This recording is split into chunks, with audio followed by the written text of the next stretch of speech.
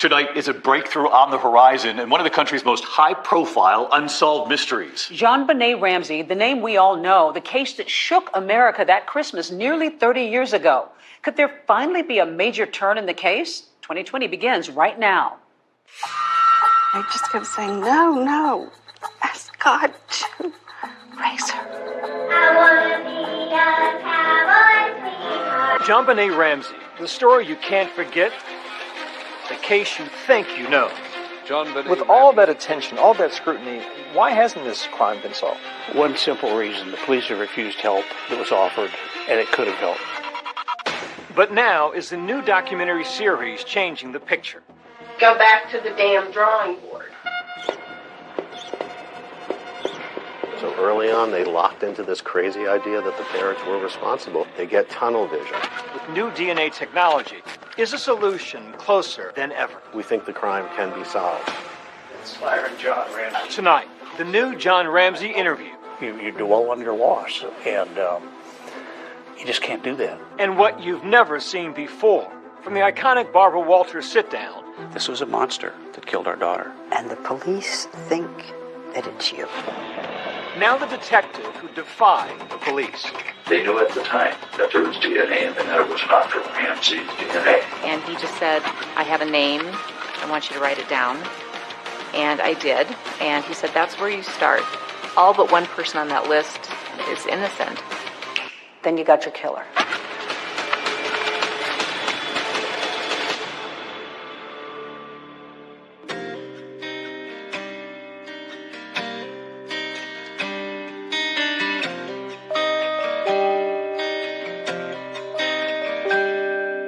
She was a beautiful child of God.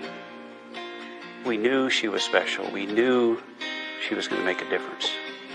We certainly didn't expect it to be this way. And yet, here's a child who is known literally around the world. So she did become special. JonBenet Ramsey. She enjoys playing with the rabbit. She is the special little girl, forever 6 years old. While JonBenet Ramsey remains frozen in time, her father has endured nearly 3 decades without justice, without answers, and without his daughter. I sat down for a new interview with the now 81-year-old John Ramsey. Hello, sir. Byron Fitz. Byron John Ramsey. I had JonBenet bless my life for 6 years, and she really was a blessing. Just an amazing little kid. She was daddy's girl.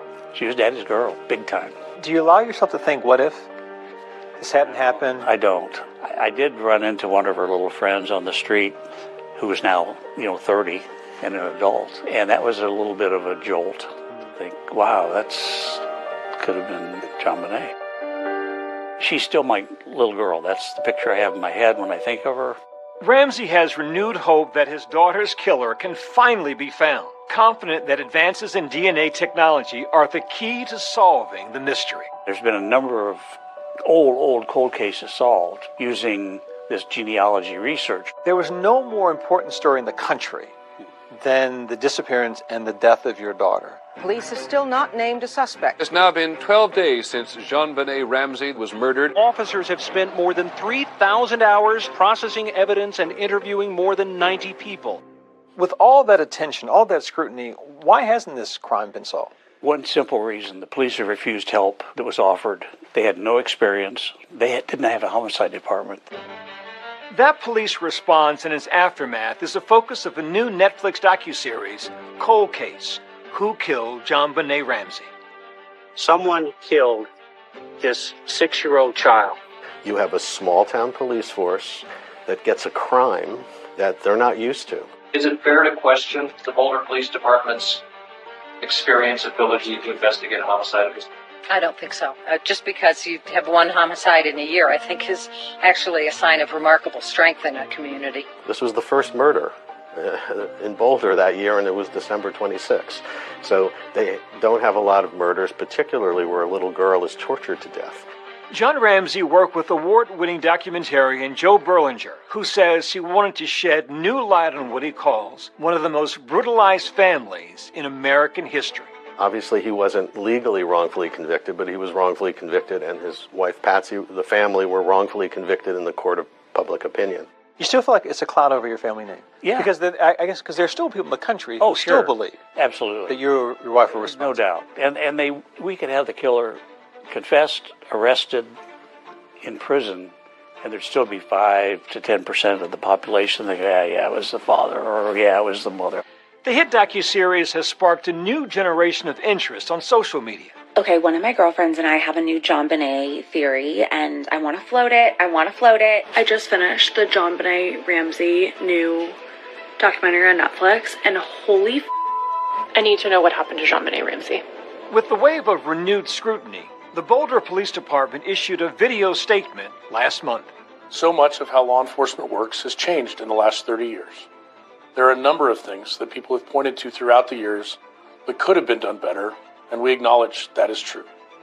However, it is important to emphasize that while we cannot go back to that horrible day in 1996, our goal is to find JonBenet Ramsey's killer. That horrible day in 1996 began at Christmas time in the storybook neighborhood where the Ramsey family lived in Boulder, Colorado. There's a saying here in Colorado that Boulder is 30 square miles of fantasy surrounded by reality. It's very wealthy, it's well-to-do. John and Patsy Ramsey lived in a 6,700 square feet Tudor there on 15th Street. John Ramsey was the CEO of a computer services company. He'd suffered tragedy before when his 22-year-old daughter, Beth, died in a car accident. In 1980, he married his new wife, Patsy. By all accounts, they were a happy couple. Patsy was a high society woman. I'm a daughter. I'm a sister. I'm a friend. I'm a wife and a mother. John used to just tell people that I invested in futures, the futures of my children. That's how I usually answer my occupation. John and Patsy Ramsey had 2 children together. Their firstborn was Burke, 9 years old, and JonBenet, 6.5, in kindergarten. My name is John Andrew Ramsey, JonBenet's half-brother. JonBenet was just an energetic and fun kid. Patsy Ramsey was a former beauty queen, Miss West Virginia. By the time JonBenet was 4 years old, she was in the pageant system herself.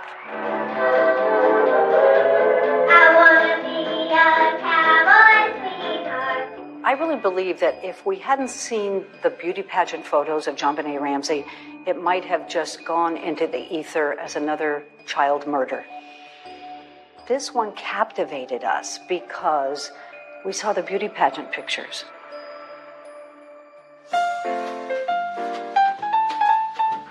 Hello, I'm Patsy Ramsey. This is JonBenet. She's 4. Burke is 7. Christmas was Patsy's favorite time, and she really went all out. She had a Christmas tree for every room, and every tree had a theme. The windows were done with garland. The staircases had garland. There were red ribbons everywhere.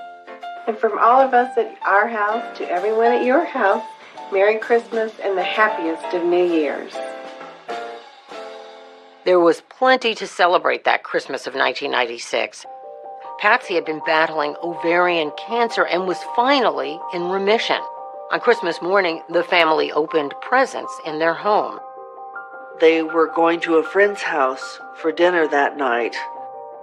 We were going to leave early the next morning for a trip to our summer cottage in Michigan.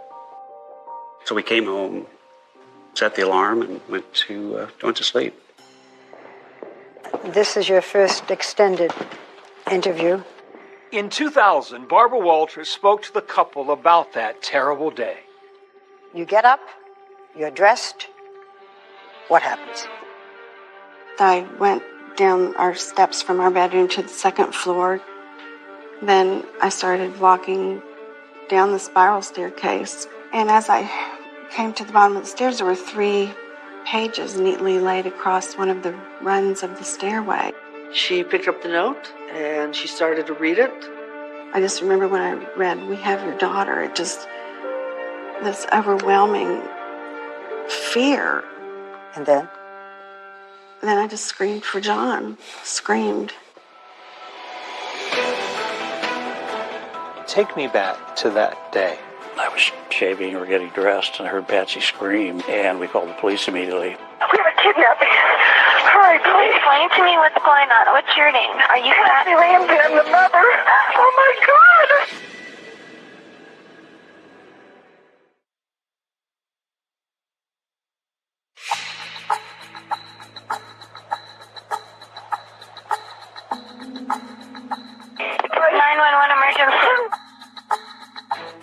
I was the call taker that night shift when the call came in.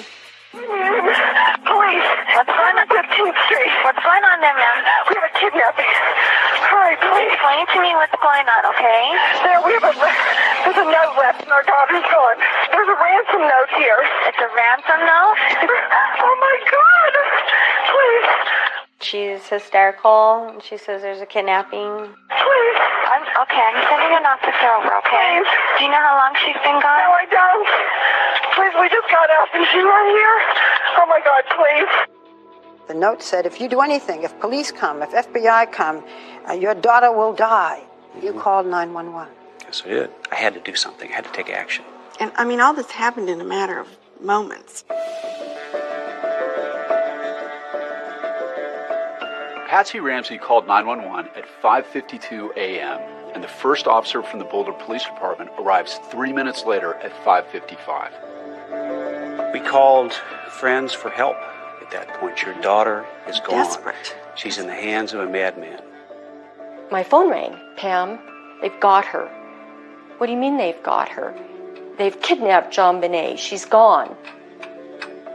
What was the atmosphere like as you sat and waited? Well, it was awful.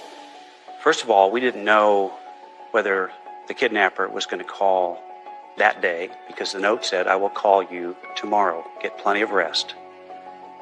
I was deathly afraid that tomorrow was in fact the 27th. You lose all perception of time, of place. You've just been dealt a horrible, crushing blow. At 6 o'clock on the morning of December 26th, the police came in and did a cursory search of the residence. It was a lavish home with about 18 rooms. The police did a terrible, terrible job securing that scene. And if you don't secure the scene, you don't get good evidence. The mistakes they made were outrageous. They were mystifying. They were mistake after mistake after mistake. People were streaming through that house. They were in the kitchen. They were in the living room. There were some friends of Patsy's that were helping her wipe up the kitchen. There could have been fingerprints there. You had friends that were Windexing the sink and washing dishes. And people were making toast in the kitchen. And yes, a kidnapping is a crime scene, but we were so focused on getting John Benet back. That was the task. What we have learned is that everyone should have been sequestered into an area so that people weren't roaming around the house. And that was a mistake on my part. The reason I didn't is because these people were the Ramsey's support system. There was no information at all to indicate the family was involved at that point. It was a crime scene, and it was getting contaminated. The note was being passed around and reviewed by all of their friends. Of all of the evidence left behind, that ransom note is the most baffling. Number one, it is too damn long. A ransom note is not that long. A ransom note says, I have your child, I want $1 million, I'll call you later. The note was 3 pages and written in longhand. That ransom note was the War and Peace of ransom notes. It begins, Mr. Ramsey, listen carefully. You will withdraw $118,000 from your account. $100,000 will be in $100 bills, and the remaining $18,000 in $20 bills.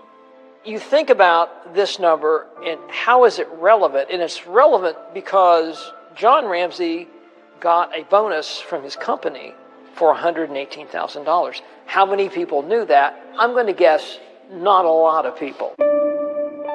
This footage of Barbara Walters' interview with the Ramseys in 2000 has never aired until now.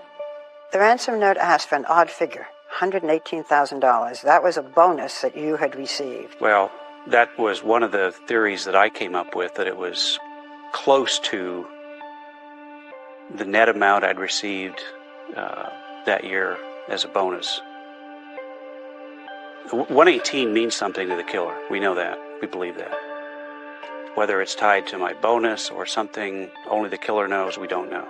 Did you know that your husband got this kind of a bonus? Not at the time, no. Lou Smith, a detective who would later be brought into the case to re-examine the evidence, noticed something else unusual about the ransom note. Some of the phrases appear to mimic lines in movies about kidnappings. Lou Smith recorded his observations about the case. John? The movie Ransom was playing in Boulder. I have your son. Oh, Jesus. I want $2 million Oh, God. In that particular movie, a fat cat industrialist, his son was kidnapped. There's a lot of the same verbiage in this note as was in even the note that was written in that particular movie. If we catch you talking to a stray dog, she dies. A kidnapper says a similar line to Clint Eastwood in the movie Dirty Harry. If you talk to anyone, I don't care if it's a Pekingese pissing against a lamppost, the girl dies. You and your family are under constant scrutiny, as well as the authorities. Don't try to grow a brain, John. That's a line used by a terrorist in the movie Speed. Do not attempt to grow a brain. Our guy's a real watcher of that particular type of movies. The ransom note was a vital piece of evidence. Police need to figure out who wrote it and when.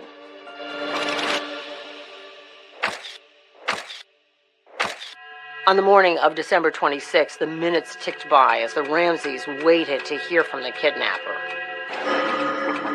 It was awful. The kidnappers had written that they would telephone you by 10 a.m. All I prayed for was he would call. But it would be a discovery inside the house that would change everything.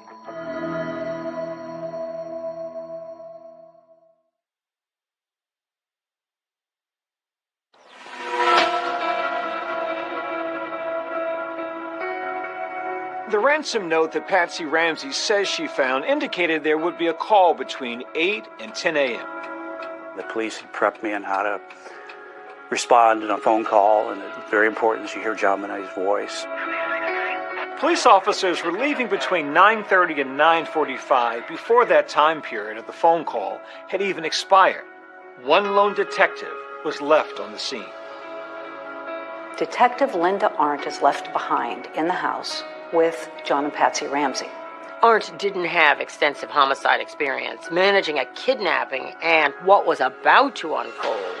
This was likely pretty overwhelming for one lone police officer. I was praying. Linda Arndt had said to me, we're hopeful that the kidnappers will just drop Jean Bonnet off someplace. And I kept looking out the window, clutching this cross, and just imagining that she was going to come running down the street. They're waiting for a telephone call from the kidnapper. What's going to happen next? My former ABC News colleague, Elizabeth Vargas, did one of the first extensive interviews with Detective Linda Arndt. 10 o'clock comes and goes, and there's no acknowledgement that the deadline imposed by the author of the ransom note has come and gone. Nobody said it's 10 o'clock and the kidnappers haven't called? Nobody said that.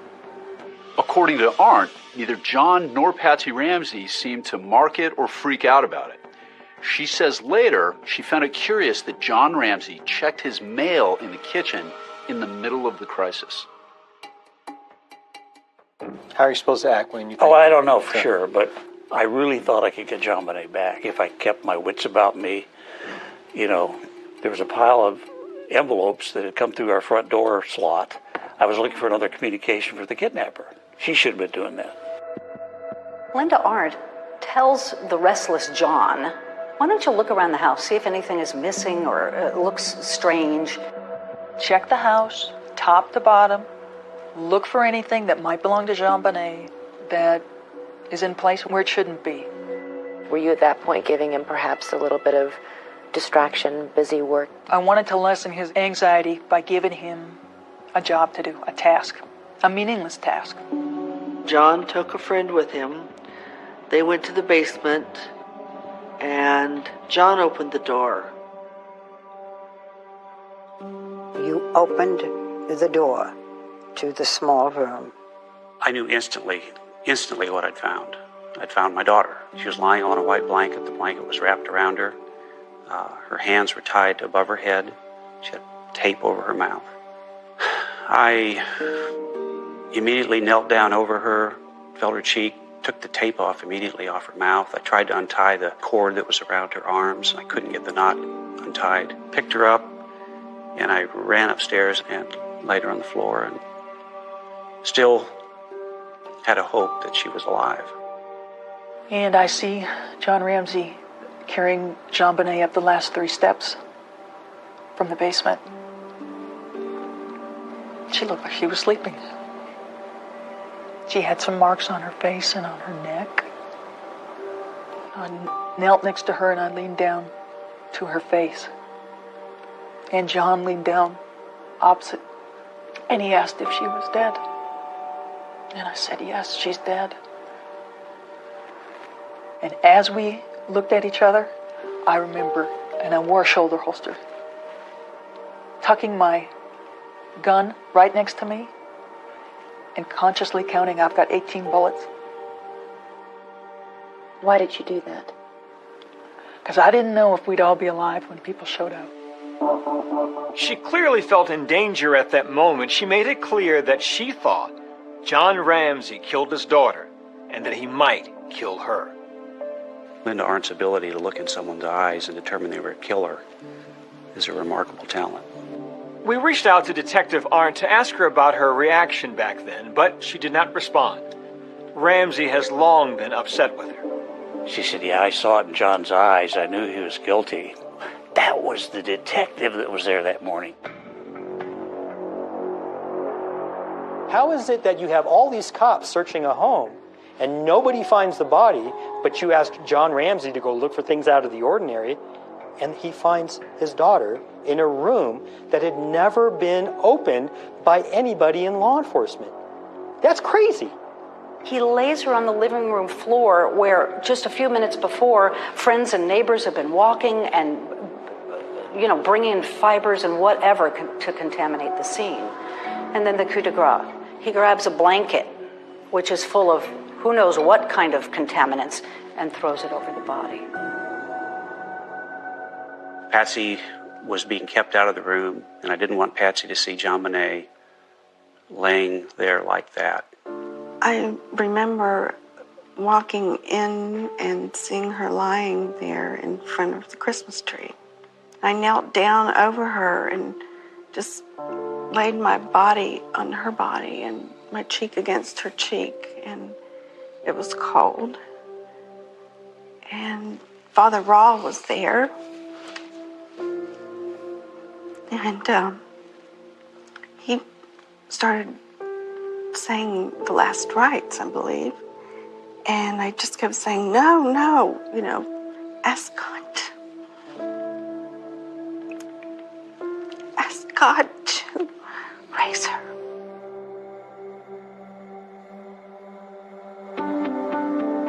So the kidnapping of JonBenet Ramsey has turned into the murder of JonBenet.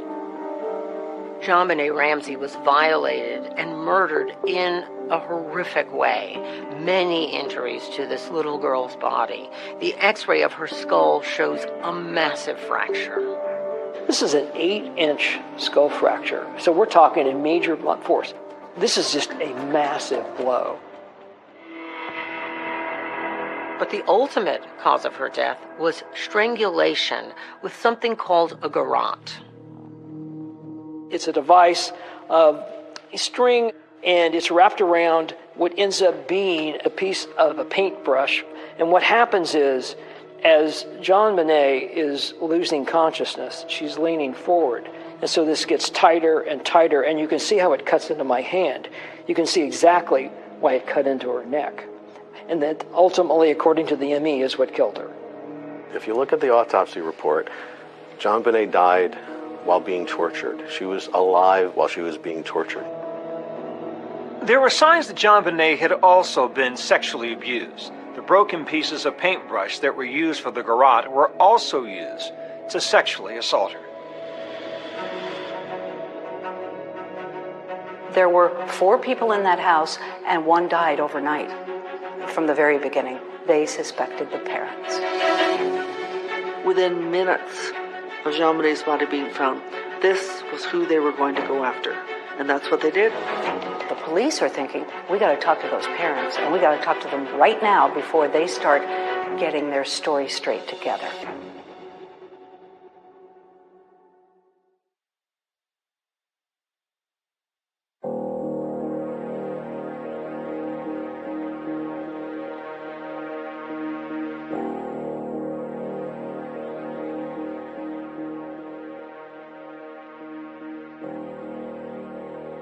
When JonBenet's body was brought out past the candy canes decorating the front of the house, there were only a couple of reporters outside to capture that. And then the media frenzy started. JonBenet Ramsey, the little girl in Colorado, was murdered. Beauty queen JonBenet. JonBenet's murder has frightened residents of Boulder. News outlets from around the world had descended upon Boulder and were just hiding in trees and bushes and digging through our trash, following me around town. I mean, it was war. The JonBenet Ramsey case was completely out of control. You also have to remember the O.J. Simpson case had wrapped up. The 24-hour news cycle, their content had dried up. And so along came the Ramsey family, and we fit right into that slot. JonBenet Ramsey was a precocious 6-year-old. She had been strangled to death in the basement of her own home. You have this shock, this incredibly horrendous crime, and then you have these videos that surface of this beautiful young girl. JonBenet Ramsey! Dark blonde hair and green eyes. Dancing in her costumes, and those were the first viral videos. She'd like to become an Olympic ice skater. People who didn't really grow up in the South and understand that industry, the industry of beauty pageants, thought it was the most horrible exploitation of a child they'd ever seen. So when those images started playing across the television, people started thinking, what's wrong with that family? For many, this was their first glimpse into the world of child pageants. Long before shows 15 like Toddlers and Tiaras. Stage number 65, Alana. But John Ramsey tells me it was something that would bring joy to JonBenet and his wife, Patsy. The pageant photos came out, and that made it more juicy. Yeah. And that was just something that Patsy and JonBenet had fun with. JonBenet never participated in what I would call a beauty contest. She participated in a talent show. She would sing and dance? She would sing, she would dance. I want to be a cowboy sweetheart. I want to learn to rope and to ride. These were such a small, minuscule part of what JonBenet was all about. I think it's just because the photographs were so available and so beautiful that it took on a life of its own. It's part of what turned it into an international circus. This little girl's image was everywhere overnight. The biggest negative factor about John and Patsy Ramsey was that they had allowed their daughter to be in child beauty pageant contests, and people did not like them. But to think they would murder their own daughter was unimaginable. Yet police found evidence that, in their minds, pointed towards the Ramseys. When you start with children of this age, when they die, tend to die at the hands of their parents. So the focus is naturally going to be on the parents to begin with. Now, in the house, the ransom note is written on a pad that belongs to Patsy. This is the notepad. This location right here is where the note was physically found by Patsy. The pen that was used was in the house. The garrote that was used in JonBenet's murder also got the attention of investigators because of what it was made of. It basically is an artist's paintbrush that's broken, and what's important is that it actually came from Patsy's art supply. And there were even fibers on the backside of the duct tape that had been on JonBenet's mouth from Patsy's clothing. And that was important, but Patsy lived in the house, so those could have been there anyway. The police started thinking, well, maybe this is just a cover-up, that the Ramseys harmed their child some way, then panicked and tried to create basically a kidnapping scenario. Patsy and John should have been taken to the police station immediately for separate interviews, for examination of their body for defensive wounds, for collection of their clothing. That never happened. At this point, they haven't interviewed the mother or father. Not surprisingly, they're still very grief-stricken. They have not been in any kind of condition to be interviewed. My father, myself, we all marched into that police station, gave blood, we gave hair, we gave fingerprints. The thing that really stuck with me is two detectives hand me their business cards, and one says narcotics officer and the other says auto theft. And I bury my head into my hands because I knew at that point we were in a bad spot. Though the police had spoken to John Ramsey after JonBenét's body was found, what they really wanted to do was formally interrogate the couple. The police are thinking, we got to talk to those parents, and we got to talk to them right now before they start getting their story straight together. Your lawyers advised you then not to submit to police questions. Why not, people say? Wouldn't you have wanted to tell them everything? Well, I don't recall that our lawyers told us that at the time. We said, yeah, we want to keep working with you, but can't you come here? We can't go out. Patsy was in bed. Patsy was barely able to move. We were perfectly willing and anxious to work with the police to find the killer. We had a higher priority at that point, and that was to bury our daughter. The family is flying the body back to Atlanta for burial. On New Year's Eve, JonBenet was laid to rest just outside Atlanta, Georgia. This service is in loving memory of JonBenet Patricia Ramsey. We flew back to Atlanta to bury JonBenet. Atlanta being our home. Atlanta being where my oldest sister Beth is buried. We give thanks today for JonBenet, for the love that she had for her parents. I want to go back to the funeral. Whatever we do, we're going to go through it together. We may not get far, but sure as the star, wherever we are, it's together. Wherever we are, it's together. We sang that. She and I sang that together. We'd sing it driving in the car, and we just knew that we would always be together in everything. I wanted my children to know that I was with them through thick and thin, regardless of what happened in life. Unconditional love. Oh, look at that! You can go places now. Everybody wanted to see these parents. Everybody wanted to talk to these parents, especially the police. When you realized that you two were the prime suspects, what did you think?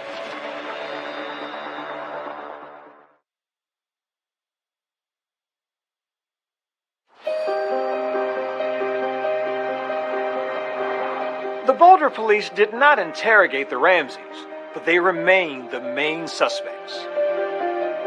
Many people found the Ramseys' behavior peculiar and suspicious, and from that, many presumed they must be guilty. When you realized that you two were the prime suspects, what did you think? What did you feel? What did you say? Well, we were outraged. We were shocked. How could they think that? We were a normal family. I just didn't believe it. You just can't believe it. I mean, you're suffering from having lost our child. And then for someone to accuse you, it's just, you can't believe that would happen. Then 6 days after the murder, they go on CNN and say they didn't do it. If anyone knows anything, please help us. We've sensed from our friends that this tragedy has touched not just ourselves and our friends, but many people. As a mother, my heart went out to this couple.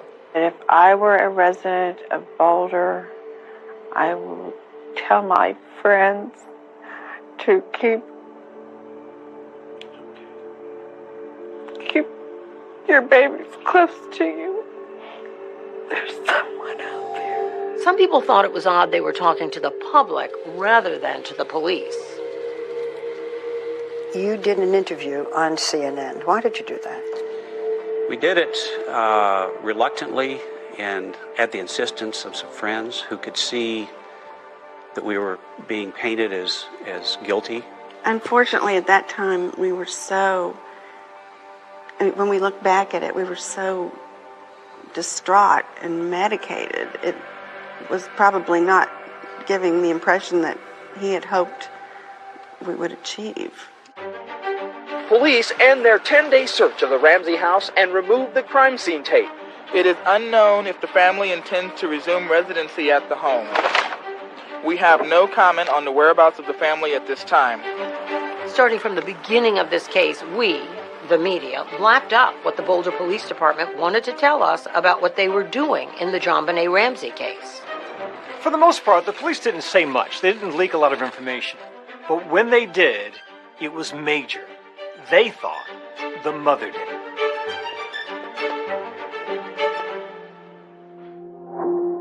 Some people who believe Patsy killed her daughter believe it was over bedwetting and then staged it to look like an intruder. The bedwetting theory was a big theory at the time. I'm a cancer survivor of stage 4 cancer. When you are standing on the brink of death with a terminal illness, your priorities suddenly line up. Bedwetting is totally insignificant. I love my children. I wouldn't harm them for anything in the world. But many Americans were riveted by the possibility that the Ramseys might have done this. Some of the authorities have said that you staged this, that you loosely tied your daughter's hands, that you put the noose, the garrote, to make it look as if some terrible person had done this, that this whole picture was staged. Well, that's absurd. This was done by a terrible person. The garrote was deeply embedded in JonBenet's throat.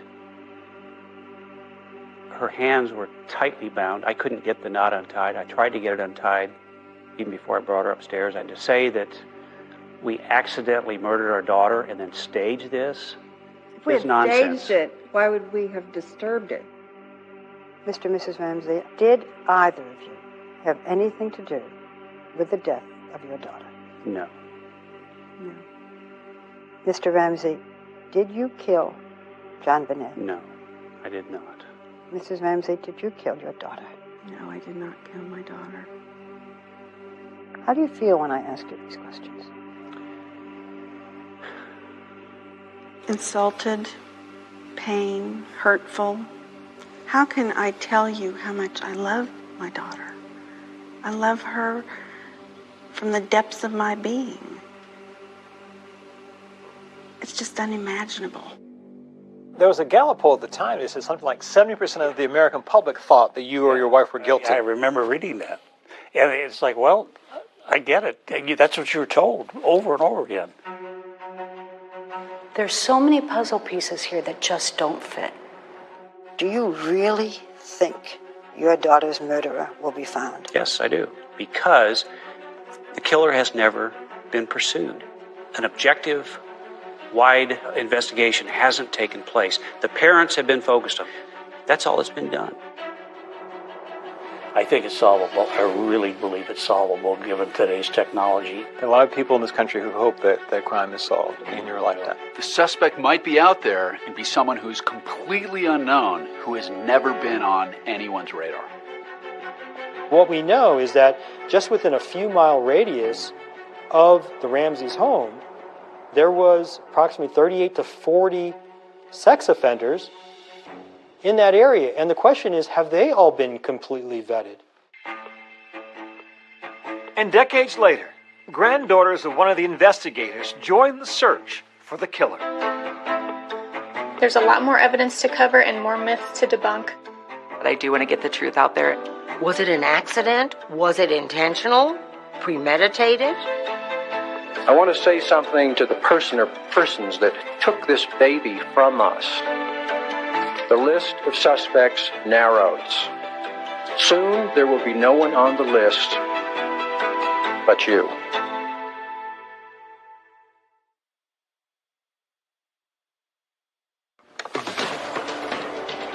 Our killer is John Bonet. How many victims has he had in the past? And how many victims is he going to have in the future? Tonight, the new focus on one of the most haunting unsolved cases of the last 30 years. Will the spotlight push the police for further DNA testing? I just need some specifics from the police. Are you doing this? Are you doing this? Now, new interviews. They targeted you, John. They wanted to hurt you. And they did that by killing your daughter. What you've never heard before from Patsy Ramsey. The police were more concerned with feeding the frenzy of media sharks every day than in finding the killer of our daughter. The detective who left the police to pursue his own investigation. Lou dedicated a big part of his life to finding JonBenét's murderer. Detective Lou Smith was like, whoa. He just said, I have a name. I want you to write it down. Is the answer in the list he left behind? Our grandfather was a detective on one of the biggest unsolved murders in our generation. Do you think if they'd taken the help offered 28 years ago, this case would have been solved by now? Oh, yeah. I have no doubt. There's a good opportunity to really find out who did this.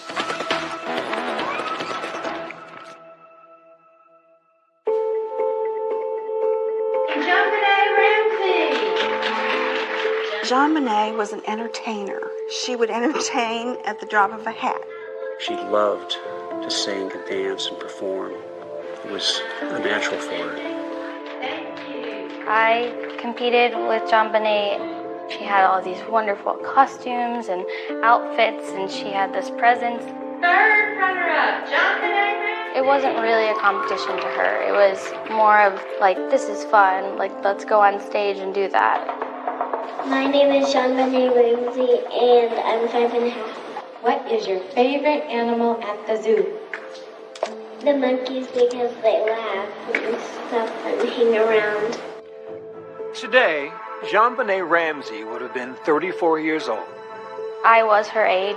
She would be my age now. She would be pursuing her own career.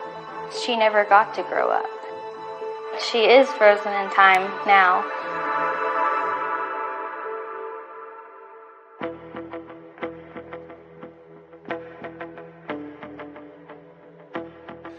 Well, the police were convinced pretty early on that Patsy and or John were involved. And you had a district attorney's office that was saying, not so fast. And that created enormous tension between the two. Did you hear anything yesterday? I think there are some new developments. Alex Hunter, the district attorney, wanted someone to come in with fresh eyes in this case and look at it from the perspective of a defense attorney. Who might have killed JonBené as an intruder, not just the parents, but from the outside? Boulder DA Alex Hunter brought Lou Smith out of retirement to help solve the Ramsey case. One of the great challenges is to try to do the case right. And, I think we're making efforts to meet that challenge by involving people like Lou Smith. My name is Lou Smith. I'm a retired homicide detective from the Colorado Springs Police Department. Legendary guy. And he said, I follow the evidence. I have got to follow the evidence. Doesn't matter what my opinion is, what I might think. I follow the evidence. And he did. And that takes a lot of discipline. Smith had a history of closing cases. He had such tenacity. He was a bulldog. Once he got something in his mind, once he got the reins in his teeth, he was not letting go. Lou Smith was my father. He was just known as, the detective that solved cases. 1025. When he got to a murder scene, he spent time dictating everything he saw. Where the sun was in the sky, what the weather conditions were like, what the neighboring houses looked like. The legend of Lou Smith is now the stuff of podcasts with granddaughters Jessa and Lexi unspooling the crime for a new generation. He advocated for the victim and stood in their shoes. So that's why we've chosen The Victim's Shoes as our podcast name. Prior to this case, Lou Smith had investigated over 200 homicide cases that led to arrests and convictions. Lou dedicated a big part of his life to finding JonBenét's murderer. When he started his investigation, he felt like everybody else did, that it was probably one of the two parents. It seemed as though the parents were probably involved in it. I thought this would be a fairly easy case. I thought it would be a slam dunk. And I even remember talking to my daughter. I kind of joked with her, saying that, if somebody did get in the house, it must have been Santa Claus coming down the chimney. It was within a couple of days after my dad started on the investigation, when he had a chance to review pictures, the evidence, that he was already saying, I think that they need to look the other way. He was already noting in his journal that he felt that they needed to look at an intruder. Lou came up with the intruder theory. You can't think about that theory without associating it with Lou Smit. The first thing that stood out to him was an open window in the basement. There was a suitcase propped up against it. He didn't buy the Boulder Police Department's conclusion that no one could get in that basement window. He began to say maybe somebody did get into that house. And I'll show you how easily it can be done. So what did Lou Smit do?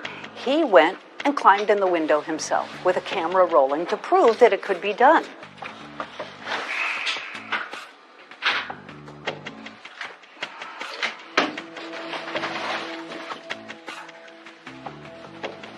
It really wasn't that difficult coming in that window. But is Smith's own theory compromised by the very crime scene photos he himself has studied? There are cobwebs in the window, which could support that no one did go through this window. The big question is, could you have gotten through this window, this small window, without disturbing this cobweb? I think the answer to that is maybe. But the other important point is, how soon was this picture taken after John Bonet was killed?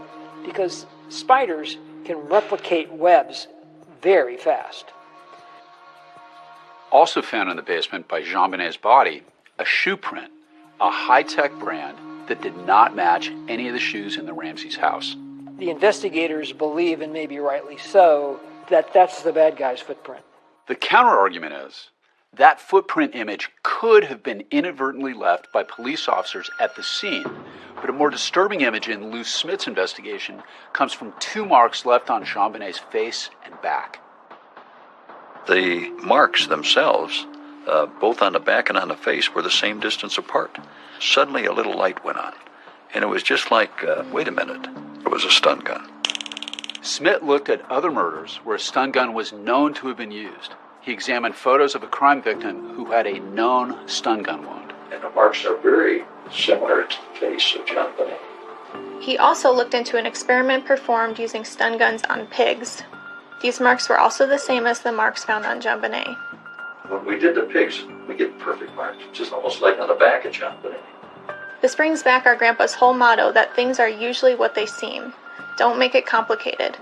To make things less complicated, Smit transferred all his knowledge and thoughts about the case to VHS tape, leaving behind a 6-hour video presentation of his intruder theory. There's no reason at all for the Ramseys to use a stun gun. And the Ramseys don't have a stun gun. If it's not a stun gun, what is it? That's the question I always ask. You tell me what it is. Lou Smit stood up and said, wait a second. We need to look at this again. It actually is possible. It actually is plausible. And in his mind, it's actually the most likely scenario. But there have been challenges from the beginning of this case. There were published reports that the Boulder Police Department refused to accept assistance from outside law enforcement. Denver police called and offered 2 experienced homicide detectives to come work at Boulder under their direction full-time. They turned it down. Do you think if they'd taken the help offered 28 years ago, this case would have been solved by now? Oh, yeah. I have no doubt. I've been told by experienced homicide detectives over the years, this is not a hard case to solve, but they needed to be on it immediately. Lou Smit thought that the Ramseys were being targeted unfairly. Thought there was something drastically wrong. I had seen evidence of an intruder. One thing the police and the district attorney do agree on, both want the Ramseys to come in for a formal videotaped interrogation. And when that day finally comes, it gets heated. Go back to the damn drawing board. I didn't do it.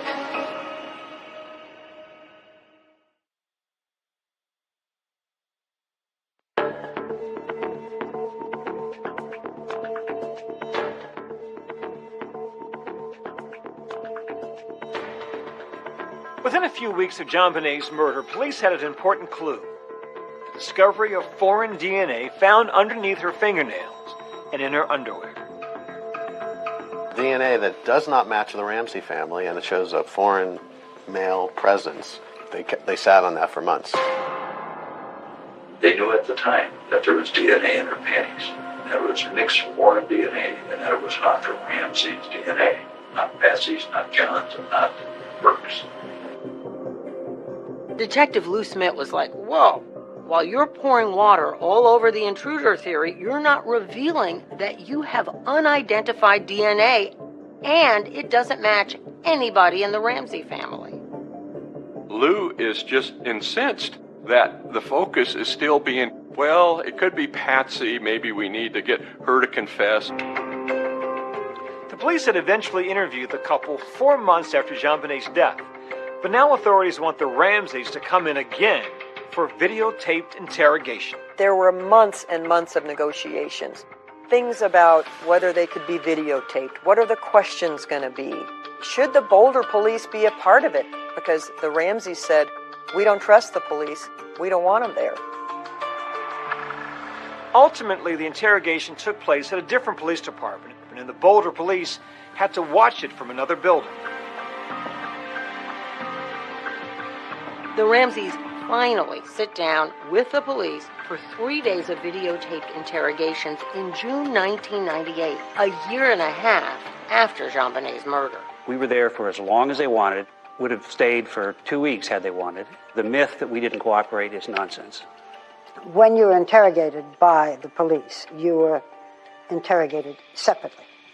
Yes. Today is Wednesday, June the 24th, 1998. I'm present at the Broomfield Police Department. Tricia Ramsey. Tom Haney, who was one of the most respected homicide detectives out of Denver, was chosen to interview Patsy Ramsey. Patsy Ramsey had a year and a half to prepare. I knew that it was going to be tough to get a spontaneous response. Do you ever recall purchasing black duct tape like this?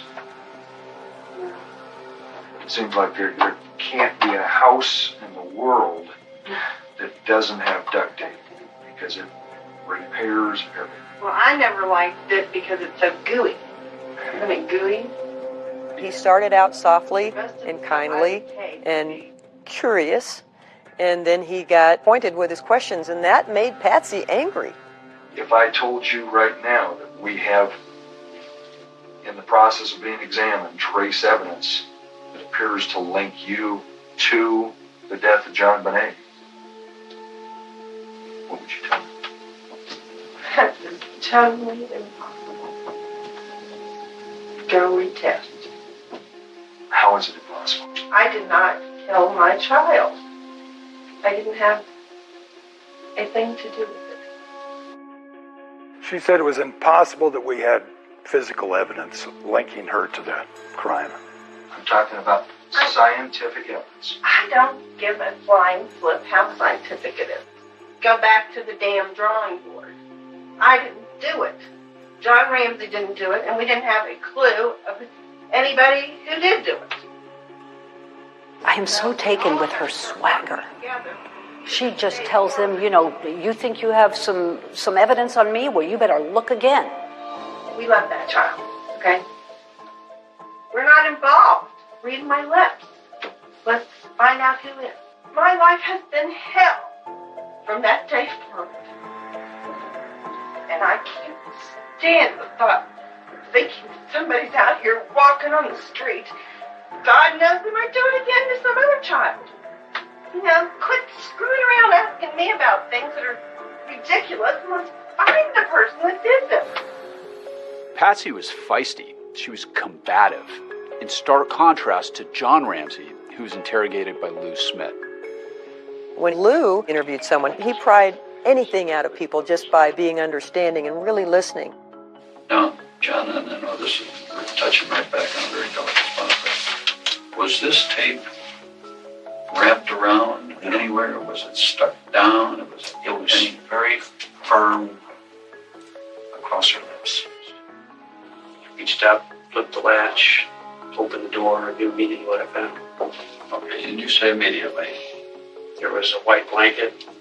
I just knew I found her. How were you standing? The interrogation tapes are intriguing to watch, as there's a lot of raw emotion shown by both John and Patsy Ramsey. But the bottom line is both John and Patsy deny that anyone in their family killed JonBenet, and there was nothing revealed that allowed for charges to be brought against them. And we want to do everything we can to help solve this case for you. My dad's conclusions after that interview were just firmed up his belief that the Ramseys had nothing to do with this murder. I'm not saying parents don't kill their kid. Parents do kill their children. So, but they're trying to say, Patsy, that their actions before, during, and after are all consistent with innocent people. You didn't do it. My dad started getting frustrated as time went on because he felt that the case against the Ramseys was being slanted where no other evidence was coming in. I thought there was something drastically wrong and that there was a gross injustice in this case. I had seen evidence of an intruder in the house that night. Lou Smith thought that the Ramseys were being targeted unfairly, and he didn't believe the police were listening to him. Smith so strongly disagrees with the prosecutor's focus on the Ramseys that he is resigning from the case, saying, "The case tells me John and Patsy Ramsey did not kill their daughter." He wrote a letter to Alex Hunter telling them that he couldn't be a part of the persecution of these people, is how he termed it. He wrote, "I intend to stand with this family and somehow help them through this and find the killer of their daughter." My dad may have resigned from the district attorney's office, but he never stopped work on the case. He walked in JonBenet's shoes, and he owed it to her, he felt, to continue his investigation. One thing Lou Smith fought to do was tell a grand jury his side of the story, the intruder theory. There were too many unanswered questions. In particular, that male DNA in JonBenet's underwear that didn't match anyone that they knew of. Who could it be?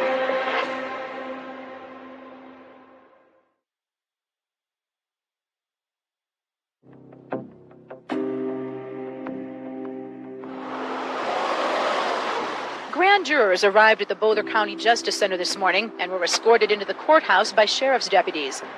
There was enormous pressure on District Attorney Alex Hunter to call for a grand jury, and it took him almost 2 years to actually call one. I think it was the media pressure and pressure from the police that forced him to make that call. A lot of work went into it. You have to remember, this case was happening just after other high-profile murder cases in the country. What did you think of your parents at that point by October 31st? I thought they were these great people that I had killed. From the Menendez brothers to O.J. Simpson. O.J. did it! Those high-profile cases were on most of the country's mind. Good morning, counsel. Most people think that evidence of Simpson's guilt was insurmountable. We, the jury, in the above entitled action, find the defendant, Orenthal James Simpson, not guilty of the crime of murder. And yet, he walked. Alex remembered that. He told me one time, "I don't want to spend 2 years of my life and $5 million of the taxpayers' money and lose in court." Alex Hunter sat a grand jury for 13 months. Are you surprised by anything you've seen? No.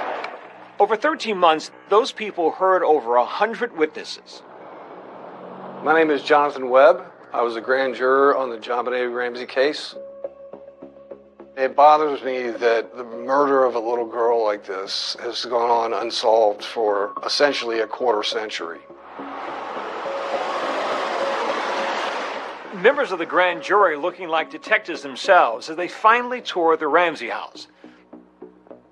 From a crime scene perspective, it was very disturbing how she was found. She's on a concrete floor, a garrote around her neck, and she's 6 years old. That's pretty horrible. Webb told us that the grand jury spent most of their time focused on two main issues. First, who wrote that ransom note? We heard from 3 handwriting experts, and even though the handwriting experts couldn't definitively say that she wrote it, They all three came to the same conclusion that it could have been Patsy Ramsey. The Ramsey's defense team had their own experts who said that the comparison between the writing on the ransom note and Patsy's handwriting was not conclusive. And the grand jury believed that she wrote it. The second focus for the grand jury, according to Jonathan Webb, was the viability of the intruder theory. Smith actually presented his intruder theory to the grand jury. This is the very first photo taken of a training room basement window. The window is wide open.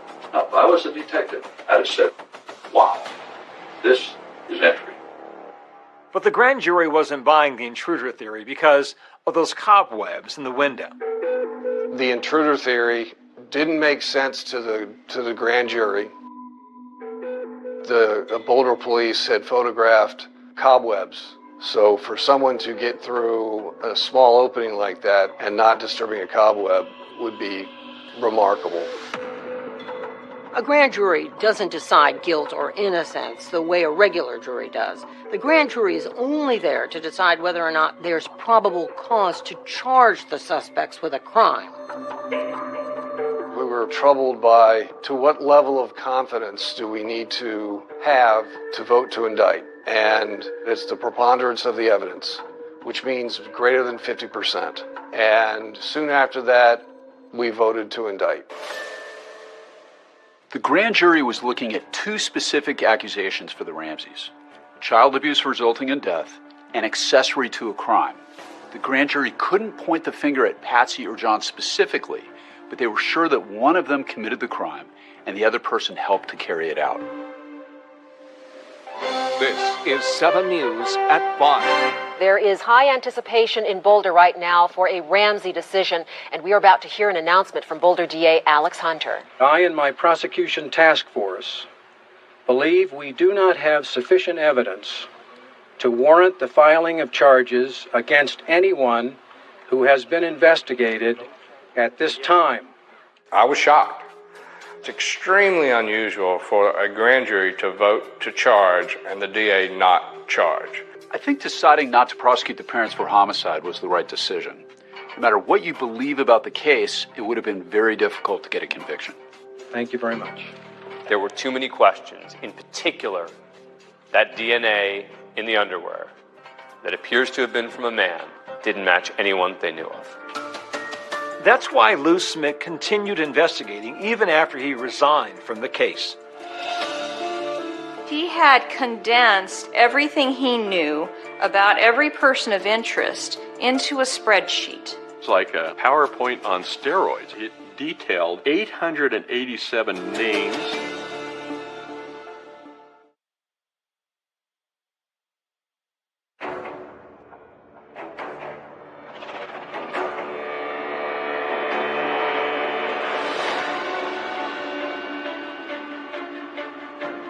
But I think what turned this whole case has always been DNA.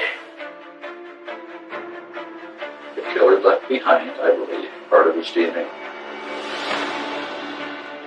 On their podcast, Lou Smith's granddaughter spoke about his focus on the DNA in the case.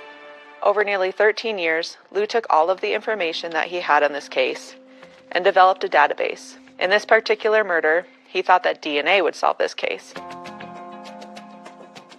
And thanks to major advances in DNA, a number of big surprises were about to come to the case.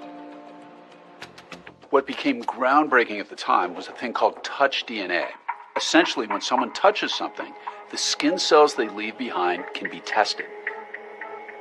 In 2008, the then district attorney for Boulder, Mary Lacey, decided to do a new round of DNA testing on JonBenét's pajama leggings.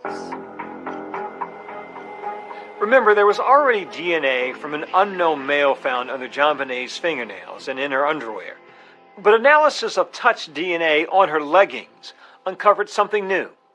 DNA from at least one unknown male, maybe two. In recent months, investigators used that new procedure, which helped them discover fresh DNA on JonBenet's long johns, left by the killer's fingertips. Now new DNA analysis proves just that. The Boulder District Attorney clears all members of the Ramsey family in the murder of their 6-year-old daughter, JonBenet.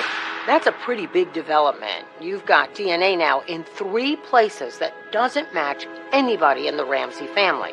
That's a pretty clear indication that somebody else was there, and nobody knows whose DNA it is. This revelation of this new unmatched DNA drove the district attorney to announce they're no longer looking at the family. The news broke here at the district attorney's office with this incredible letter to JonBenet's father. DA Mary Lacey wrote John Ramsey, "We do not consider your immediate family, including you, your wife Patsy, and your son Burke, to be under any suspicion in the commission of this crime." The DA also apologized to the Ramseys. She wrote in part, "To the extent that we may have contributed in any way to the public perception that you might have been involved in this crime, I am deeply sorry." John Ramsey responded to the DA's letter and the stunning development on a local newscast. We're certainly grateful for an acknowledgement that we are innocent, that this was an intruder, which of course we've always maintained. But this is a reminder how often that they are human beings and how often they get it wrong, how often their biases take them down the wrong path. Somebody told me in the police world, they said the most dangerous thing is a police department that's made up their mind. And that's really what happened in our case. All it takes is one match to the DNA, and you've possibly nailed the killer. Our killer, JonBenet, how many victims has he had in the past? And how many victims is he going to have in the future? And so this killer could still be murdering even today. Lou Smith dedicated years to investigating the JonBenet Ramsey murder case. But eventually, he ran out of time. When he got sick with cancer, he knew that his time was limited. And so during that time, he just talked to others about not letting this case die. He had people coming every single day, 60 to 70, 80 people a day, coming to see him. And they said their goodbyes. And during that time, he would still talk about the case. I remember about the last 3 days, he had slipped into a coma, and the conversations would become one way, and I don't know if you could hear me or not.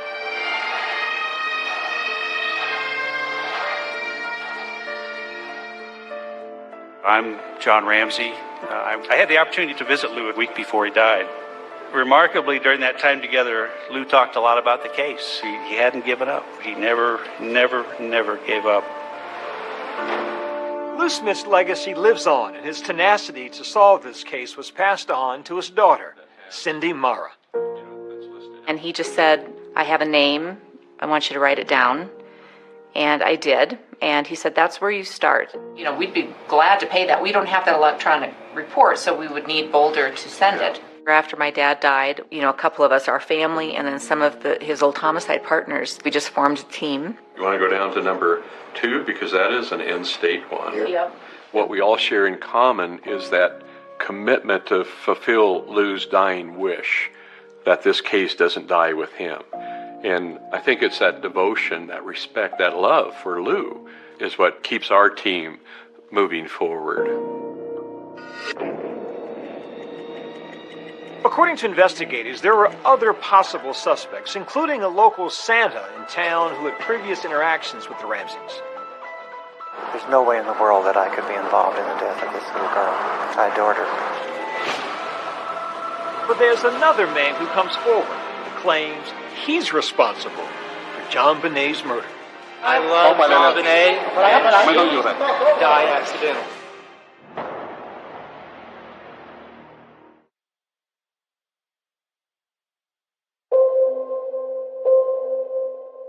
The mystery surrounding the murder of JonBenet Ramsey haunted Lou Smith until the day he died.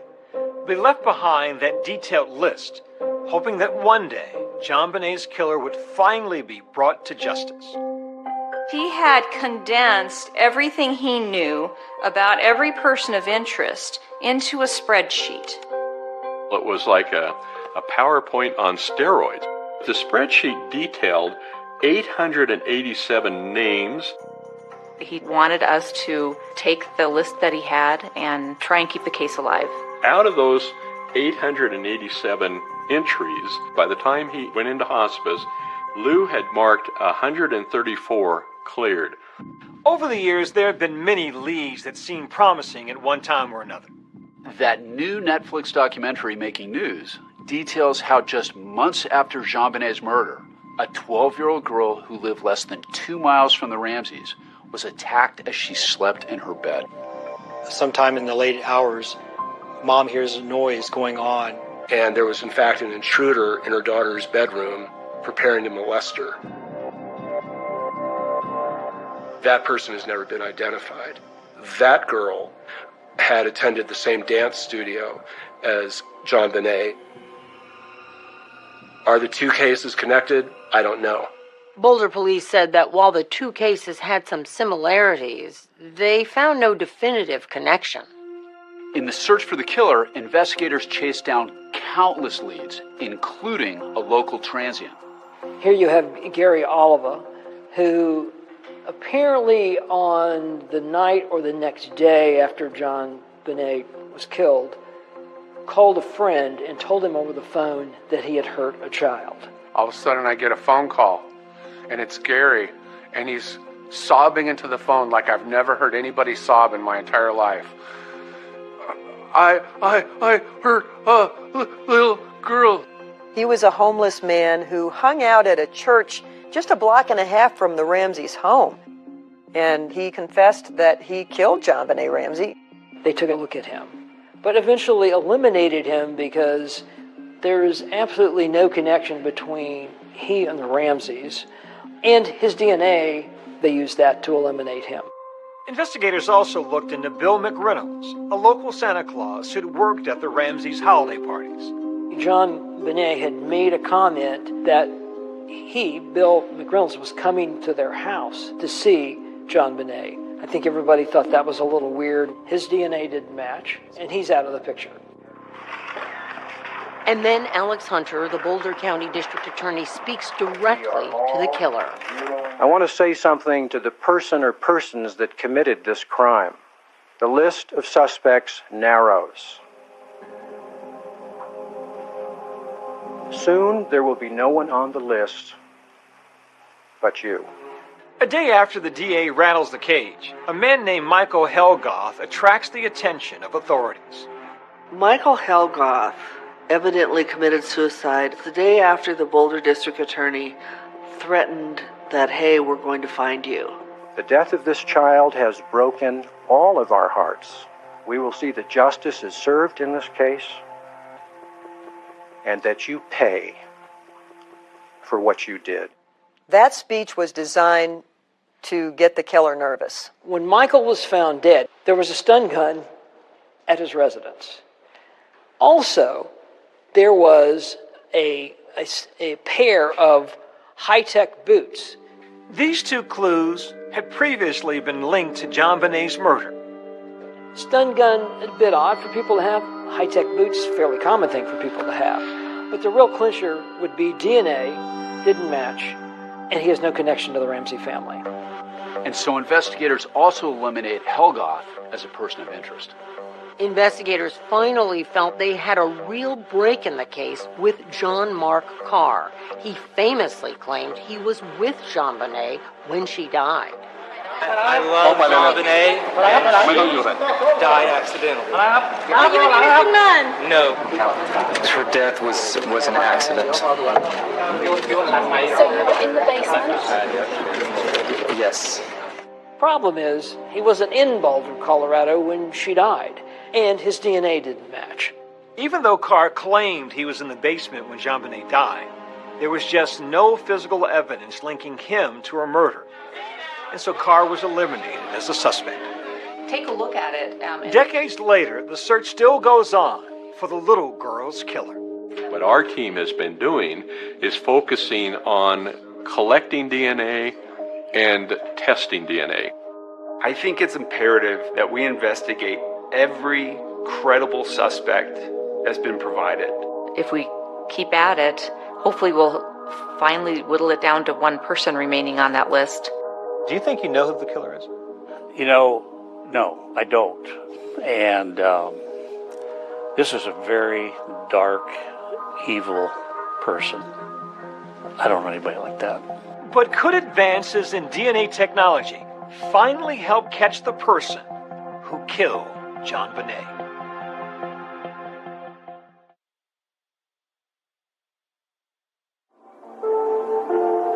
The John Bonet Ramsey case is just as mysterious today as it was in 1996, when her devastated parents were left with tiny mementos from their daughter to hold on to. It makes me sad that there were happy little hands in this glove. So the memories bring tears to your eyes, but you're also a little more at peace? I don't know. I don't think I will be at peace until we find out who did this.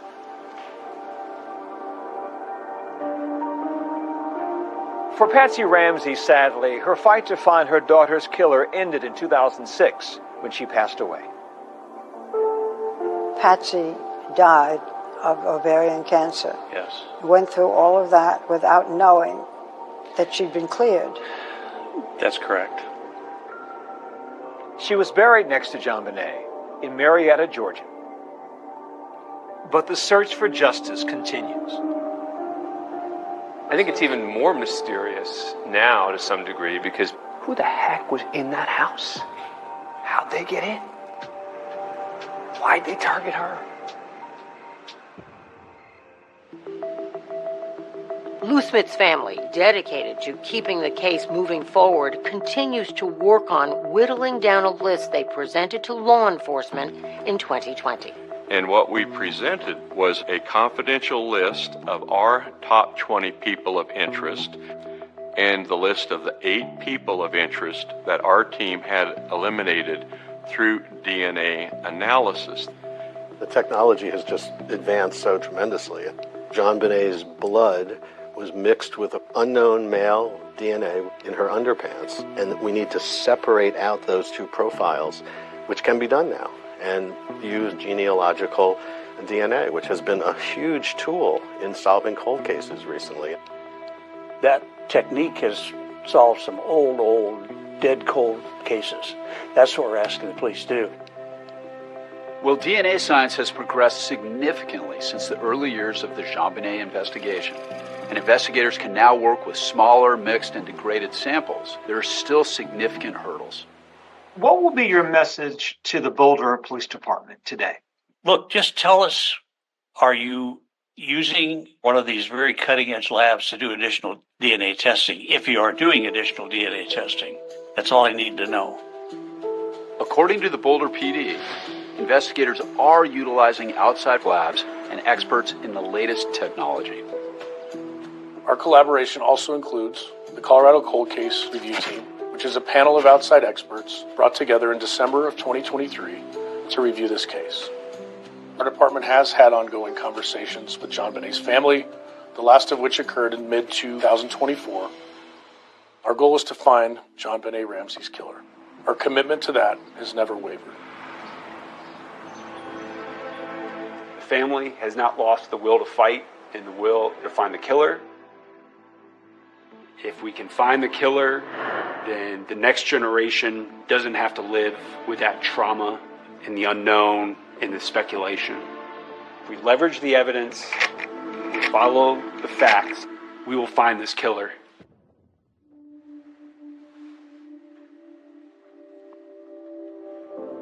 My dad certainly suffered a tremendous amount, but I think he's focused on life today and enjoying life with his family and grandkids, and he's remarried.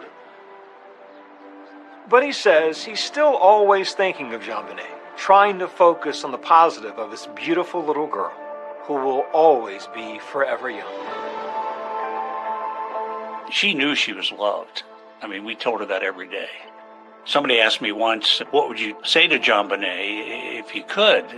I would tell her, I'm sorry, I didn't protect you. You know, I had John Bonet bless my life for 6 years. And she really was a blessing. The Boulder DA tells 2020 that the office is continuing to work with federal, state, and local agencies to make progress on this tragic case. And David, Lou Smith's family says they're determined to continue making their way through that list. We're going to stay on this story. That's our program for tonight. I'm Deborah Roberts. And I'm David Muir from all of us here at 2020 and ABC News. Good night.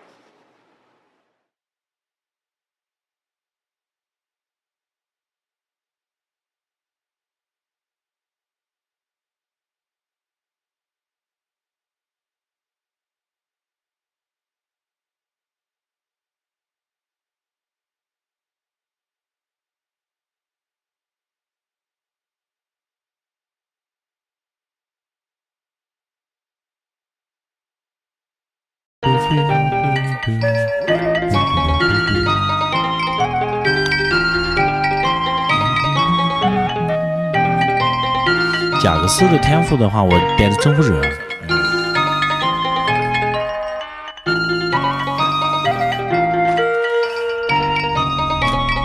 我带着征服者，我没带不灭之物。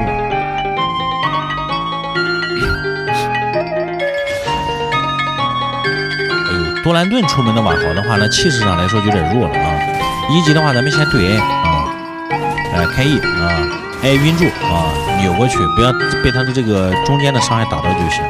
我们带了有骸骨，他1级 W 比我们1级 E 技能 CD 要稍微要慢不少啊，所以的话，咱们在 E 技能 CD 快好的时候，就可以主动上去换血了。你比如像这一波摸一下啊，开 E 摸晕住，哦哟，这有点不太对呀、他 CD 咋比我快那么快？啥意思啊？瓦豪 W1 级现在多少秒 CD 啊？好久没有看到我的一个葵花宝典了，这感觉跟我想着不一样呀。我1级17秒 CD， 他1级 W 跟我是1级 CD 感觉差不多呢，还是削了。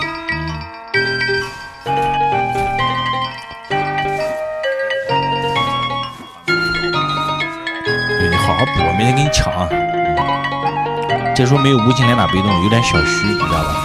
直接开 E 啊，晕住往后拉，A 下接 W，蜘蛛来了，摸眼 Q， 升天交闪，他跟闪，我死，这样我心里边会点敌人，信不信？我连我的死亡都可以预测，没有办法，这就是高手。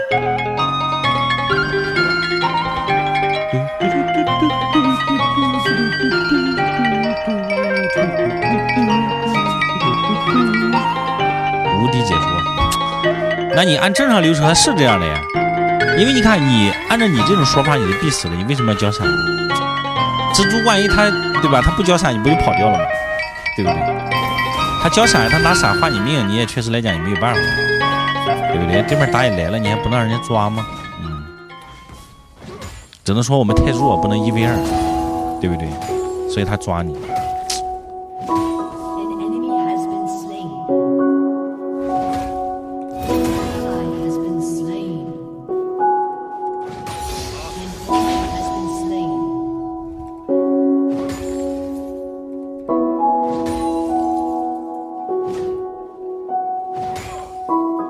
这样的话，瓦豪比我多一个闪现，这波小兵比较多，回推线，W 先狙一下，直接开 E 摸，晕住摸跳过去，摸接 W， 再摸 W 接 Q， 喜欢皮，给你机会你不中用呀，老弟，对不对？他这波的话，上一波好像他没交 T， 他这波好像有 TP 的，对，所以这波单杀的话，其实他没有想中亏那么多。如果这波没 T 的话，兵线进塔这小子炸了。哎呦，哥们儿，你咋又来了呀？你是魔鬼吗，兄弟？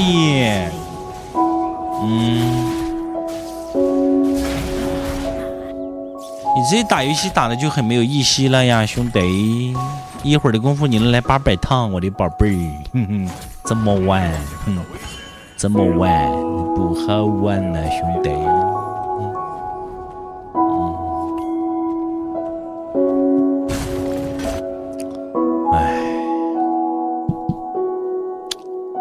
软柿子还是菜，知道吗？不能一为二，菜得多练。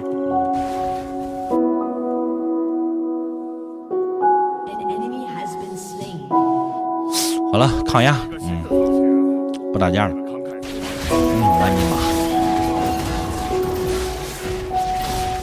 妈啊！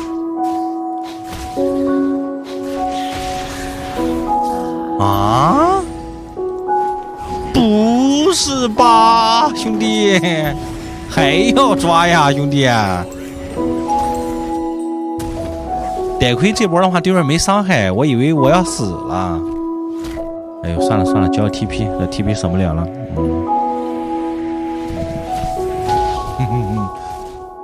太难了呀，兄弟们，太难了，这怎么玩呀？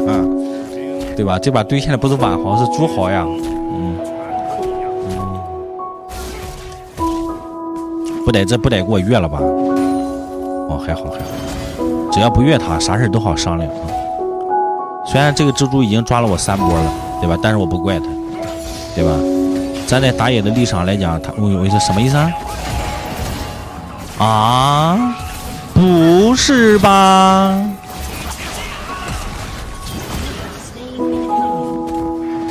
不是疯了？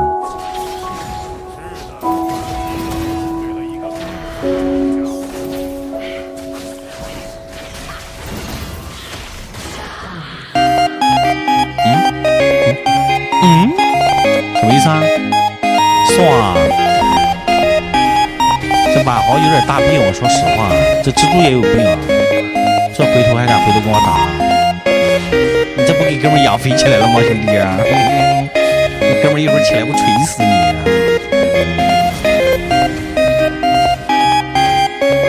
你说马豪这波爆我觉得他犯迷糊，我就不说了。蜘蛛啥意思呀？漏个炮车飘了，跑尿了。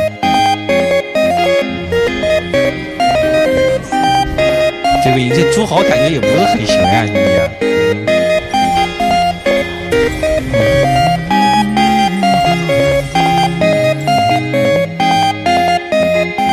蜘蛛他住上了，他住上我喜欢住呗。对我这把优势根本可以躺赢，无所谓。继续抓啊，不抓我难受。这时候你看似我在嘲讽，其实我在给队友辛苦。可以看到我们家现在中单优势、下路优势，蜘蛛把所有目光都刷干掉，对不对？我就要在公屏上挑衅他，让他使劲抓我。我摆出一副抗压的姿态，等待躺赢，对不对？混一把怎么了？要不准备混一把，这把不 C 了，这把抗压。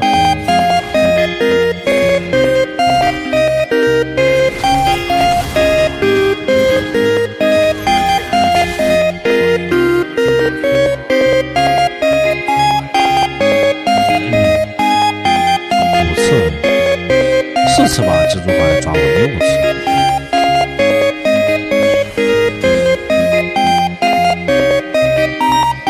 第一波抓死，第2波抓死，第3波没抓死，第4波越塔他死了4次。摸接 W， 这炮车你补你就死。哎呦，大招给我砸走之后，这一技能用不到了。哎呦，什么意思啊？这波的话处理的有瑕疵，大招一摔完之后有个身位，这个一技能不该开的。